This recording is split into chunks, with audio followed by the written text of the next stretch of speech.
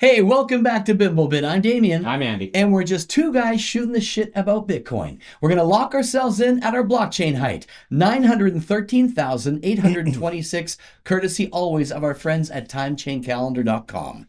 Perfectly time stamping our video of today. That's exactly what we're doing. Right? Let's delve right in, shall we? Leading Why the week's not? BTC acquisition, Strategy B out in front with 1,955 Bitcoin, adding that to its treasury portfolio.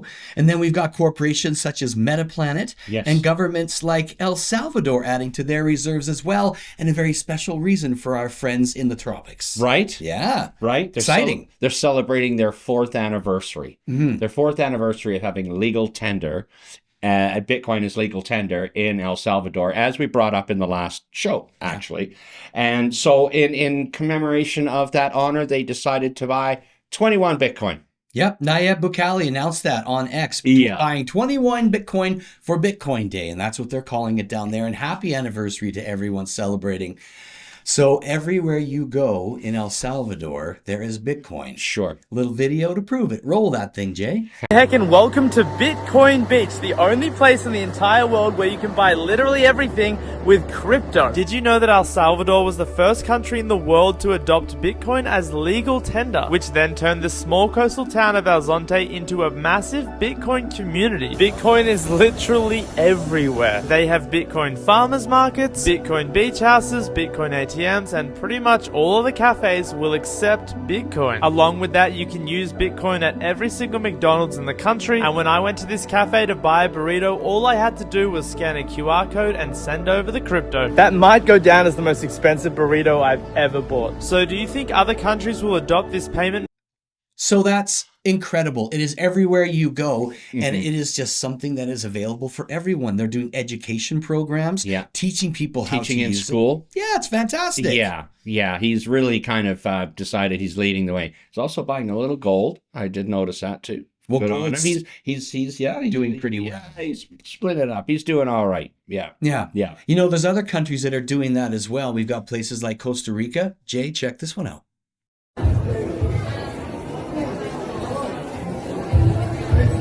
Yeah, actually, I have zero cash right now. So, perfecto. So that's how easy it is. You've got yourself, for example, I use what's called Wallet of Satoshi, right? This is my software wallet on my phone that allows me to send my sats and then I can buy. And it's quick. It's that quick. And we've been to like the Calgary Bitcoin market several times, and there's all kinds of places where you go to these, so even down in Vegas or whatever, you can actually buy stuff there, but we buy it in sats. That's the way it is. So we have this way to do it now. Yeah, that's right. And we're seeing more in Canada as well. Our business partner, Trevor, went out to Vancouver and said there's tons of applications for Bitcoin. So we're starting to see it. We are in the middle of an evolution. Right. And it is exciting times to see ATMs popping up everywhere. Yes. And those are simple too. Bleep, bleep, bleep. Done. As long as you have a way to have your Bitcoin sent to you, you're done. Yes. It's amazing. Right. It really is. Technology, and it will only continue to evolve over time. I mean, understand that this technology is brand new and it's never been introduced as money into the fiat system before.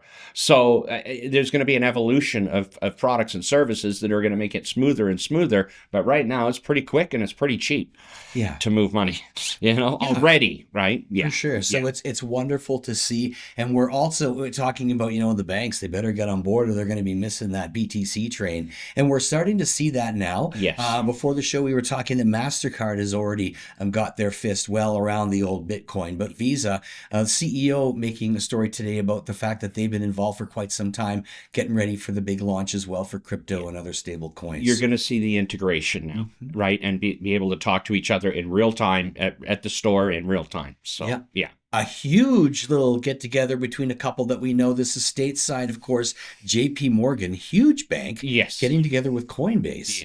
So this is two worlds colliding. That's what we're seeing, but it's a collision that I think will benefit everybody. But I still encourage you, because the percentage of people that don't know about Bitcoin is really quite small. Yes, right? I know. 4, 5, 6% of the population. Yeah. So, grab and what listen, you can. if you've seen a few of our videos and you're starting to get curious or whatever, watch a few more videos of other people as well. There really is something to delve into, or else we wouldn't do what we do on a weekly basis. I just read that India is now, because of their debt situation, looking to, and I just read this 2 minutes before we started, Right. that they're looking to introduce a Bitcoin reserve as well. So, I mean, these stories are prime examples of what we're seeing. Yeah. The usefulness of it, the versatility of it. Exactly. I mean, we talk about the adoption rate and who's buying and who's storing Bitcoin. We talk about, the use case scenario and where can you go and use it. Well, it just keeps growing throughout the world, bigger and bigger. Even some things I didn't know we would see, we're seeing now. It's amazing. It's evolving, right? Yeah. And the last show we talked about how many companies are now, I think it was 146, 196 new companies emerging, and that number is going to continue. Yeah. So. Yeah. I mean, it's a huge amount. They own over 1 million Bitcoin. Yeah, that's right. Just those. The publicly traded companies. We're talking about governments or privately held companies or different home offices where they have a lot of money that they can spend, and they probably are. But we don't hear about that. But the publicly traded companies, of course, you're going to hear about, right? And so, over 1 million Bitcoin so far.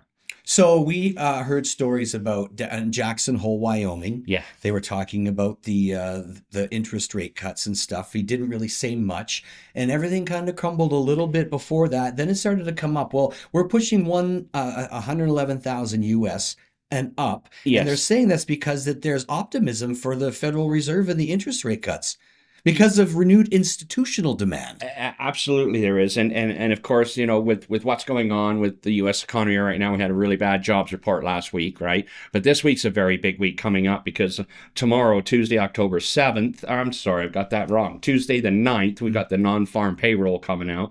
The 10th, we've got the PPI coming out, the producer price index. Has inflation hit the producers yet, right? And then the next day, we've got the CPI coming out, consumer price index. Has the inflation hit the consumers? And then there's a week break, and then the 17th of September is when Powell will announce if there's going to be a rate cut or not. Well, I'm going to be honest, I don't know if I understood most of what you just said, but it all sounds scary. So, I mean, what happens down there reflects to all of us. So It does. Let's It hope does. that it becomes a positive thing. Absolutely. Yeah. That's all we can really do. Yeah. Another company that is kind of chiming in, it's Rectitude. Yeah. You had a hard time with this one. No pun intended. Rectitude Holdings, Singapore, they're basically a company that provides safety equipment.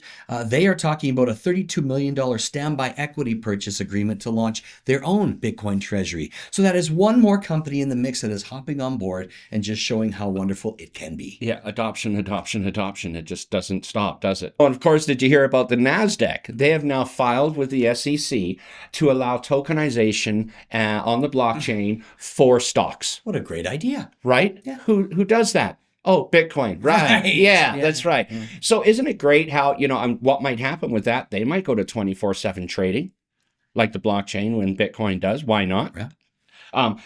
They could have fractionalized ownership of their stocks, just like Bitcoin, just like SAP.